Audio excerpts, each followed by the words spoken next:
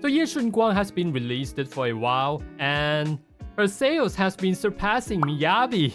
Like, wow. I do think the sales of the banner has a lot to do with how strong is a character. It probably also has to do with this spending event. But by any means, the number is phenomenal. But however, whether you're new to the game or a day 1 player, you should know that in Zenless Zone Zero, the bigger the ears, the stronger you are. I guess with great power comes with great ears. With the cause of dementia. Oh, and by the way, this gap right here is absolutely necessary. So this video gonna be the free-to-play guide for the Ye Shun Guang, specifically for the Zhao and the Nicole team, the general build, and probably the easiest combo that you could find on the internet. So let's get started. Assuming that you already play a little bit of Ye Shun Guang, you would know that basic attack would build up the stack for the Ye Shun Guang, but her first few attack wouldn't build that much stack. It's her last few hit that builds up the most of it. So make sure that you want to spam basic as much as possible when you have the opening, or you could even do one of those pre-attacking the enemy just to build up the stack. And the second way to build up the stack is simply just use the skill. But don't forget to follow up with basic, cause that would count as basic 4, which builds up a lot of stack. And the third way to build up the stack is you use skill when enemy is attacking you. Even though the amount of stack that this builds up is really good, like 60% of 1 stack, I personally don't find it practical, cause instead of timing the enemy to attack you, you could have just spammed the basic to get the same result. And it doesn't work on EX special. Chain attacks give 25, dodge attack give 24, parrying or defensive assist give absolutely 0. And the other reliable way to build up the stack is to have your teammate activate the Ether Veil, and you would build up 3 stack immediately, specifically from Zhao. You could activate it by just simply switch to Zhao, or use the skill with Zhao when her gauges is about to hit 100%. So it is crucially important to have energy regen on the disc number 6, and I would recommend the energy 2 pieces over the HP 2 pieces, even though I haven't properly tested it yet. But the differences is huge with the main stat, but either way are fine. And if you're playing Zhao with the support with a lot of quick assist, you wanna get Astro Voice 4 pieces, cause it benefit a lot from quick assist, and it should be the 4 pieces that you default to. Going for 222 is also fine if you don't benefit a whole lot from the Astro Voice, and I would recommend Moonlight's Wing and the Yungui Summit to get as much energy regen as possible so that you could have a better rotation and max out the stack for the Ye Shun Guang more easily. And if you're playing with Nicole or Astra, you should 100% going for Astro Voice on the Zhao. And as for Nicole, she's gonna go for Moonlight Lullaby 4 pieces, just like Astra. And if you find Nicole is too hard, Lucy is also a good option. So now let's get into her most definitive feature, the Enlightened mode. Cause Mommy is enlightened. You can enter this enhanced form by holding basic, quick assist into herself, or simply using the ultimate. I've looked into a lot of combos on the internet, and I think this one is the most practical one. It's not too hard, and it's optimized enough. The combo is gonna be like special, basic, special, special, basic, then hold special. I don't think any of you could catch that without pausing the video. But guess what? You don't have to, cause I'm gonna make it 10 times more easier. Like you see, Zenless Zone Zero is a spam-friendly game. You don't have to press your combo like rhythm game. You could spam the same button without ruining the combos. All you wanna do is really to just spam the other button on the right animation cue. The game is designed to be generous with the spamming. So let's break it down in slow motion. After you enter the state, you keep spamming the skill until she do this crunch animation. You spam basic until you see this flash. Then you keep spamming the skill again until she do another crunch animation. Then spam basic during the crunch. And after the basic attack, you hold skill to finish the whole sequence.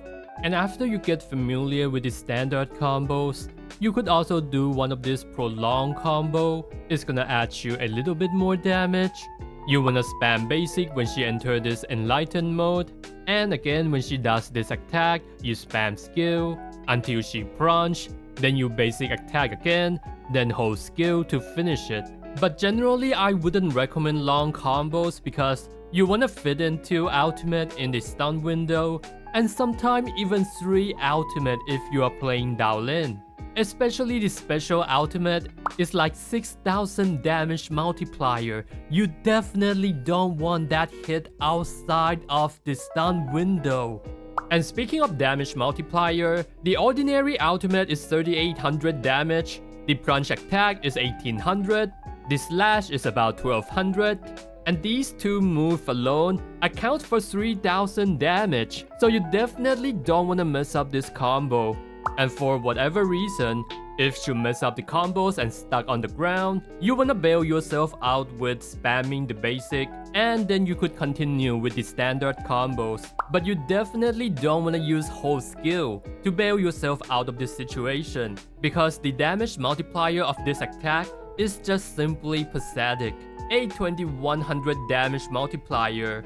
As compared to the standard combos, you could get a total of 7000 damage multiplier from it, and about 7600 if you're doing one of those longer combo. You 100% don't want to use whole skill unless you only have 3 to 4 seconds on the timer.